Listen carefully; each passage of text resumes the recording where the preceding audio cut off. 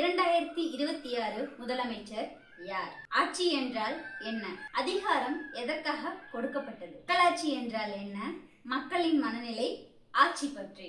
விஜய் வருகிறாரா 2026? நீடிக்குமா தற்போதைய அரசு? ஒரு விழிப்புணர்வுக்கான வீடியோ தான் இது.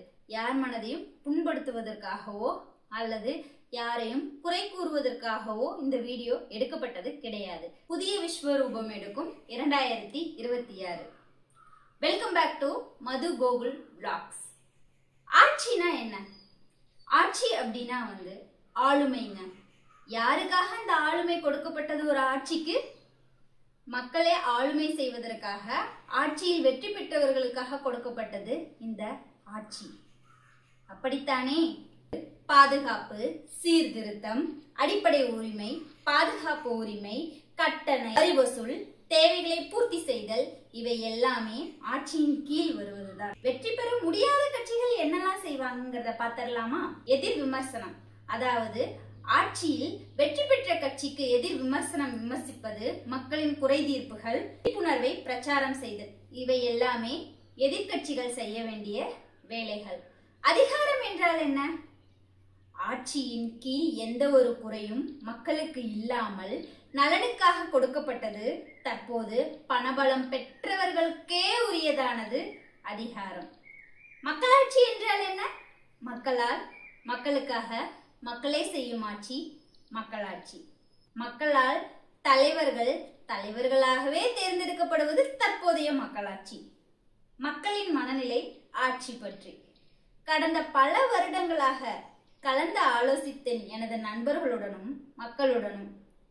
தொடர் வெற்றி பெற்ற ஒரு கட்சி தலைவர் காலம் தவறி பின்னர் அவருடைய நலன்கள் புரிவது மக்களுக்கு ஏன்? நான் யாரை சொல்வதென்று உங்கள் அனைவருக்கும் தெரியும். மக்கள் ஒரு விஷயம் இல்லை என்றால் மட்டுமே அதை நாடி ஓடுகிறார்கள். இருக்கும்போது அதை பயன்படுத்தி கொள்ள மாட்டேங்கிறார்கள். நாம் தான் யோசிக்கணும், யார் வர வேண்டும், யார் வீழ வேண்டும் என்று. நம்முடைய நலனுக்காக நாமே தேர்ந்தெடுப்பவர்கள் பார்த்து நாமே பயப்படும் காலம் வந்துவிட்டதோ என்று எனது சிந்தனையில் தோன்றுகிறது. இது உங்களுக்கும் தோன்றுகிறதா என்று கூறுங்கள். தலைவர்களை பார்த்து நாம் பயப்பட வேண்டிய அவசியமும் இல்லை, கையெடுத்து கும்பிட வேண்டும் என்ற கட்டளையும் கிடையாது. நீங்கள் தேர்ந்தெடுக்கும் ஒருவரை பார்த்து நீங்கள் ஏன் பயப்படுகிறீர்கள்? உங்களுக்கு பணி செய்யும் ஒருவரை பார்த்து நீங்கள் ஏன் பயப்படுகிறீர்கள்? பயப்படாமல் உங்களுக்காக பணி செய்யும் ஆட்சி வெற்றி பெற்றவர்களோ வெற்றி பெறாதவர்களோ பயப்படாமல் உங்களுடைய குறைகளை எந்த ஒரு ஆட்சியில் உங்களால் கூற முடிகிறதோ அந்த ஆட்சி தான் 2026 வர வேண்டும் என்று நான் மட்டுமல்ல, ஒட்டுமொத்த இளைஞர்கள், ஒட்டுமொத்த மக்களும் ஆசைப்படுகிறார்கள் என்று நினைக்கிறேன். ஒரு மூவில ஒரு டைலாக் சொல்லுவாங்க. என்ன டைலாக் தெரியுமா? சத்யராஜை கையெடுத்து கும்பிடுவாங்க. அவர் அந்த ஊரோட பஞ்சாயத்துல இருக்க மாதிரி, சரிங்களா? அப்ப அவர் சொல்லுவாரு, கையெடுத்து கும்பிடுறத விடுங்கடா, உங்களுக்கு சேவை செய்யதாண்டா நான் இருக்கேன் அப்படின்னு சொல்லுவாருங்க. அந்த டைலாக் எனக்கு இப்ப ஞாபகம் வந்தனால நான் உங்களுக்கு சொல்றேன். ஆட்சியில முன்னாள் முதல்வர் அவர்கள் வருகிறாரா? தற்போதைய முதல்வரே ஆட்சி பெறுகிறாரா? அல்லது புதிய தலைவர்கள் உருவெடுக்கிறார்களா என்பதெல்லாம் முக்கியமல்ல.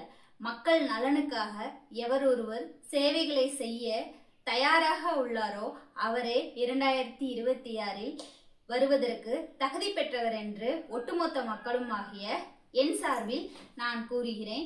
இந்த வீடியோவை நீங்க எந்த அளவுக்கு பகிர்றீங்களோ அந்த அளவுக்கு 2026 ஆட்சி சரியான ஆட்சியாக அமையும்னு நானும் நம்புறேன்.